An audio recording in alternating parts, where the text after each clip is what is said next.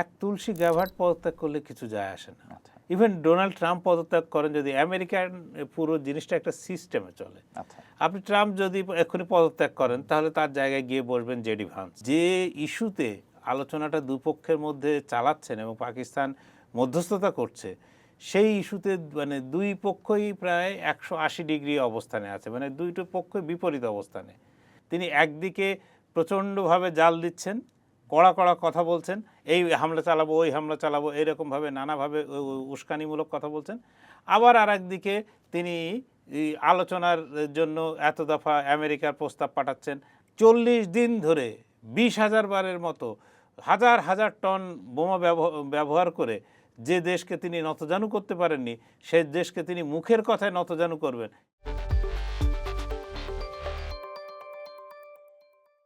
চর্চা ডিকোডে স্বাগতম। চলতি বছরেই আমেরিকা এবং ইসরায়েল মিলে ইরানে হামলা শুরু করে। যদিও এখন যুদ্ধবিরতি চলছে, নতুন করে আলোচনার জন্য পাকিস্তানের সেনাপ্রধান এখন তেহরানে অবস্থান করছে। ওদিকে আমেরিকা থেকে বারবার একটি চাপ তৈরি করা হচ্ছে যে ডোনাল্ড ট্রাম্প এই ইরান যুদ্ধের কারণে তার ছেলের বিয়ের অনুষ্ঠানে যোগ দিচ্ছে না, গোয়েন্দা তো কর্মকর্তাদের ছুটি বাতিল করা হয়েছে। সব মিলিয়ে আসলে আমেরিকা কি ইরানকে নতুন করে চাপে ফেলার চেষ্টা করছে কিনা কিংবা হামলা করবে কিনা সেটি নিয়ে কথা বলবো। পাশাপাশি আমেরিকার গোয়েন্দা প্রধান তুলসী গ্যাবার্ট পদত্যাগ করেছেন, তিনি আসলে কেন পদত্যাগ করলেন সেটি নিয়ে আমরা বিশ্লেষণ করব। আমাদের সঙ্গে আছেন চর্চার ব্যবস্থাপনা সম্পাদক সেলিম খান। সেলিম খান, আপনাকে স্বাগতম। শুরুতেই তুলসী গ্যাবার্টের প্রসঙ্গে যাওয়ার আগে একটু আপনার সাথে জেনেই নিই যে আমেরিকা একদিকে চুক্তির কথা বলছে, আলোচনার কথা বলছে, অন্যদিকে ডোনাল্ড ট্রাম্প একটি মনস্তাত্ত্বিক প্রেশার তৈরি করার চেষ্টা করছে ইরানের উপর। সব মিলিয়ে আসলে এইটা কি শুধু আলোচনার জন্যই প্রেশার দিচ্ছেন ডোনাল্ড ট্রাম্প? আদপে বিষয়টা সেই রকমই, কারণ এত দীর্ঘ সময় ধরে তিনি একই ওষুধ প্রয়োগ করে চলেছেন যে সবাই এখন বুঝে গেছে যে ডোনাল্ড ট্রাম্প কী চান, বাস্তবে কী চান এবং কিভাবে তিনি সেই পদ্ধতিটা তার চাওয়াটাকে পূরণ করার জন্য তিনি কিভাবে সেই জিনিসগুলোকে ব্যবহার করেন। আচ্ছা, এই জিনিসটাকে আমরা এর আগেও এই অনুষ্ঠানে বলেছিলাম যে এটা অনেকটা সেই মিষ্টি রাবড়ি তৈরির থিওরির মানে তত্ত্বের মতন। রাবড়ি তৈরি করতে রাবড়ি, আপনি জানেন যে রাবড়ি এক ধরনের মিষ্টি যেটা মূলত উত্তর ভারতের মিষ্টি। এখানে আপনার দুধ জাল দিয়ে মিষ্টিটা তৈরি করা হয় এবং এর যে মূল উপকরণ দুধ, সেই দুধের নিচ থেকে খুব কঠিন জাল দেওয়া হয় এবং উপর থেকে বাতাস করা হয় যাতে উপরে শটটা পড়ে। তা ডোনাল্ড ট্রাম্পের দেখে এই রাবড়ি থিওরি মনে পড়ে যে এই তত্ত্ব। তিনি একদিকে প্রচণ্ডভাবে জাল দিচ্ছেন, কড়া কড়া কথা বলছেন, এই হামলা চালাবো ওই হামলা চালাবো এরকমভাবে নানাভাবে উস্কানিমূলক কথা বলছেন। আবার আর একদিকে তিনি আলোচনার জন্য এত দফা আমেরিকার প্রস্তাব পাঠাচ্ছেন। আবার ইরান যদি সেই প্রস্তাবে পাল্টা কোনো কিছু পাঠায় সেটাও তারা পড়ে দেখছেন, সব কিছুই করছেন। কিন্তু তিনি নরমে গরমে ইরানকে আসলে প্রচণ্ড চাপের মধ্যে রাখতে চান, যে চাপের মধ্যে ইরান যেন নতজানু হয়ে আমেরিকার শর্তে রাজি হয়ে যায়। কিন্তু এখানে একটি ভুল তিনি বারবার করছেন যে 40 দিন ধরে 20,000 বারের মতো হাজার হাজার টন বোমা ব্যবহার করে যে দেশকে তিনি নতজানু করতে পারেননি, সে দেশকে তিনি মুখের কথায় নতজানু করবেন। এতটা বোকা আসলে মানে তিনি হতে পারেন, কিন্তু ইরান বা বিশ্ববাসীও না।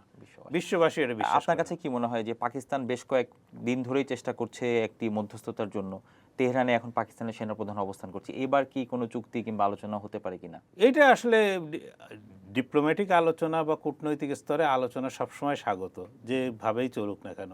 এটাতে অন্তত যুদ্ধটাকে রোধ করা যায়, এই একটা হিসাবে যে এই বিষয়টাকে সবার উচিত স্বাগত জানানো। কিন্তু বিষয়টা হলো যে ইস্যুতে আলোচনাটা দুপক্ষের মধ্যে চালাচ্ছেন এবং পাকিস্তান মধ্যস্থতা করছে, সেই ইস্যুতে মানে দুই পক্ষই প্রায় 180 ডিগ্রি অবস্থানে আছে, মানে দুইটো পক্ষই বিপরীত অবস্থানে। আমেরিকা চায় যে ইরানের পরমাণু অস্ত্র কখনো বানাবে না, পরমাণু এনরিচমেন্ট বা সমৃদ্ধকরণ করবে না। অন্যদিকে এইটা তার হচ্ছে প্রায়োরিটি ইস্যু, অন্যদিকে ইরানের কাছে এটা লেস প্রায়োরিটি ইস্যু। এটা একদম শেষে গিয়ে তার বক্তব্য হচ্ছে যে এই বিষয়ে আলোচনা হবে একেবারে শেষে। আমার বিষয় হচ্ছে আগে আমাকে আমার যে বন্ধ সম্পদ আছে সেগুলোকে খুলে দাও, আমার হরমুজ প্রণালী নিয়ে সিদ্ধান্তে আসো। এসব হওয়ার পরে আমি তখন ভেবে দেখব যে আমার এই যে ইউরেনিয়াম সমৃদ্ধকরণ বা এনরিচমেন্টের যে বিষয়টা আছে সেটা করা উচিত কি উচিত না।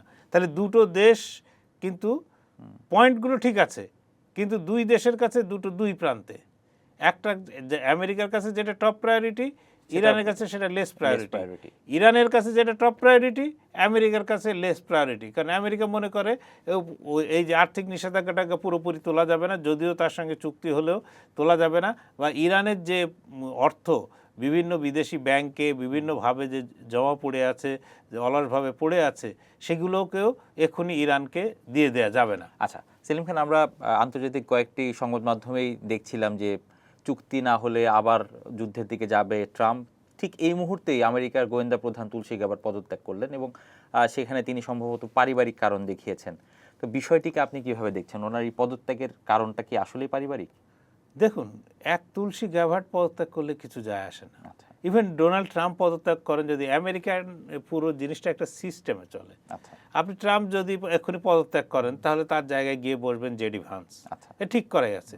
তার জেডি ভান্সও যদি পদত্যাগ করেন তার পরিবর্তে কে হবেন সেটাও ঠিক করা আছে, যে কংগ্রেসের যিনি হাউস অফ রিপ্রেজেন্টেটিভের স্পিকার তিনি হয়তো হবেন। এরপরেও ঠিক করা আছে যে কে কে কে কে কে থেকে কী হবে।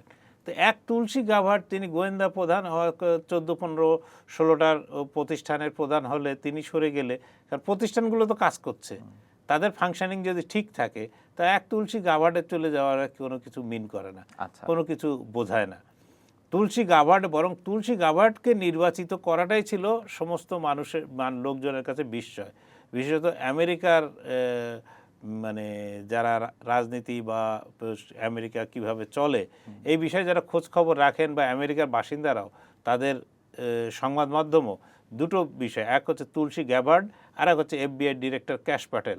এই দুইজনের নির্বাচন নিয়ে কিন্তু তারা ভয়ঙ্করভাবে ইয়ে ছিল, মানে তারা এতটাই মানে কি বলবো ধাক্কা খেয়েছিল যে তারা মন্তব্য করার ইয়েও হারিয়ে ফেলেছিল। আপনি দেখেন ইতিমধ্যে ক্যাশ প্যাটেলের বিরুদ্ধে কিন্তু নানা অভিযোগ উঠেছে। আপনার তুলসী গ্যাবার্ডের সম্পর্কেও অভিযোগ ছিল, কি এমনকি তুলসী গ্যাবার্ডের অভিযোগ থাকলেও তিনি কিন্তু এই ইরানের ব্যাপারে সঠিক পরামর্শটা দিয়েছিলেন, যে ইরান কখনোই আমেরিকার কোনো থ্রেট না। এই কথাটি কিন্তু আপনার তুলসী গ্যাবার্ড দিয়েছিলেন, যে কথাটা ডোনাল্ড ট্রাম্প মানতে চাননি।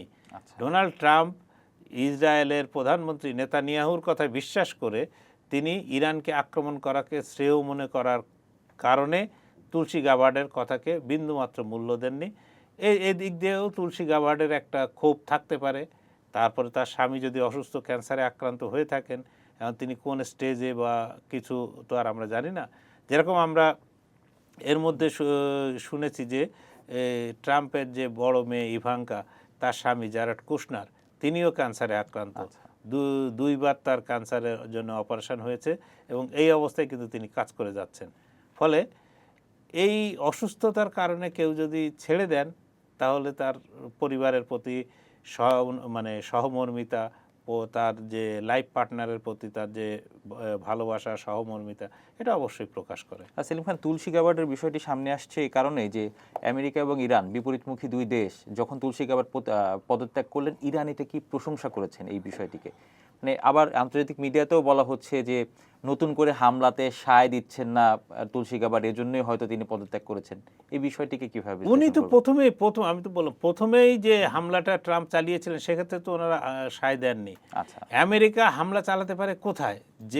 যখন কোনো ব্যক্তি, কোনো রাষ্ট্র, কোনো গোষ্ঠী যদি আমেরিকার নিরাপত্তার প্রতি বা হুমকি হয়, সেটা দেশে বা দেশের বাইরে, তাহলেই আমেরিকা সেখানে হস্তক্ষেপ করতে পারে বা হামলা চালাতে পারে বা তাকে ধ্বংস করতে পারে। কিন্তু ইরান কোনো সেন্সেই আমেরিকার এই জন্য একটা বিপক্ষ শক্তি বা একটা শত্রু মনোভাবাপন্ন দেশ এটা কোনোভাবেই ছিল না, এখনও নেই। সুতরাং ট্রাম্প যেটাকে না নিজের কথা দিয়ে জায়েজ করার চেষ্টা করছেন, সেটা তো আপনার তুলসী গ্যাবার্ড বলবেন না। আমেরিকা এখনও ন্যূনতম এইটুকু বলে মানে জিনিস বেঁচে আছে যে রাজা যে কথা বলেন পারিষদরা অনেক সময় অনেক পারিষদ সেই সুরে সুর মেলান না, কেউ কেউ ভিন্ন সুরেও কথা বলেন। তো তুলসী গ্যাবার্ড হয়তো সেই ধরনেরই, আমরা প্রথম পর্যায়ের অন্তত জানি যে সেই ধরনের তিনি কথা বলেছিলেন। এবারে অনেকেই আমি এর আগে পড়ছিলাম যে কয়েকজন জেনারেল পর্যন্ত এই ট্রাম্পকে বলে এসেছেন যে এই যুদ্ধে যাওয়া ঠিক হবে না, কারণ এই যুদ্ধের কোনো পরিণতি নেই, আর এই যুদ্ধে আমাদের কোনো ইতিবাচক, মানে আমেরিকার জন্য ইতিবাচক হতে পারে এমন কোনো ফল আশা করাটাও অন্যায়। ধন্যবাদ সেলিম খান। দর্শক, আজ এ পর্যন্তই। দেশ বিদেশে যে কোনো খবর জানতে চোখ রাখুন চর্চার ওয়েবসাইট, ফেসবুক পেজ ও ইউটিউব চ্যানেলে।